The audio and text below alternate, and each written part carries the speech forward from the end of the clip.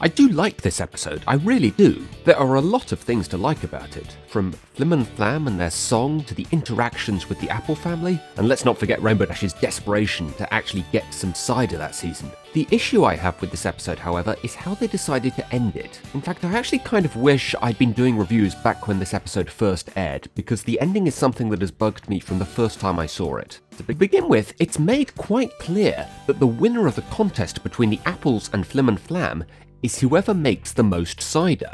At no point is anything said about the cider needing to be of good quality. It is also made quite clear that the Apples need to win this contest in order to save Sweet Apple Acres, so it makes complete sense for the brothers to turn off the quality checker on their machine and for Rainbow to suggest that they bypass quality control as well. Then Applejack came in with, "There's no point in winning if we cheat," which had me a bit confused. Now, generally speaking, this is a fine lesson to teach children.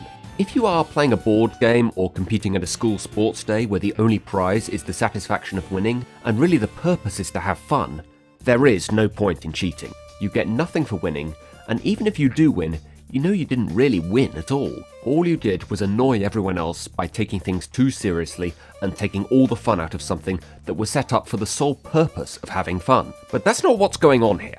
The purpose of the contest is to determine who can make the most cider, and there is a prize of owning Sweet Apple Acres. So actually, Applejack, there is a point to winning if you cheat.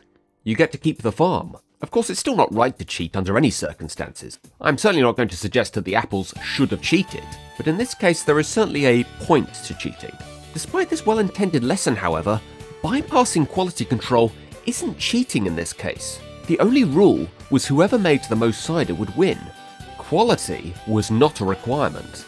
But the other problem with the ending for me is that the brothers leave because the ponies don't like the bad cider that they made during the second half of the contest. This makes no sense because we know that their machine is capable of producing good cider. It's also puzzling that they didn't just bypass a few of the bad barrels to give the citizens some of the good cider that they had previously produced. So here is my idea for how you can fix this ending. For starters, add an additional rule at the beginning of the contest that a few random citizens of Ponyville will become judges to test the cider produced by each team to make sure its integrity is kept. Then you have the contest start out in the same way, with the brothers winning easily. Then the other 5 step in and the brothers turn off the quality filter on their machine. But when Rainbow suggests that they do the same, Applejack says something like, "It has to be good cider or we won't win." At the end of the contest, the brothers still make the most cider, but over half of it is disallowed by the judges for not being of high enough quality. And as a result, the Apples actually win. So the brothers now have a much more logical reason to leave, since they lost the rights to sell cider in Ponyville, and the Apples still own the farm. This also keeps the quality over quantity message and removes the problem that Nikki V MLP pointed out, that the brothers still to this day own the farm. Now you could argue that they never signed anything official and that they may have forfeited the rights to the farm due to abandonment.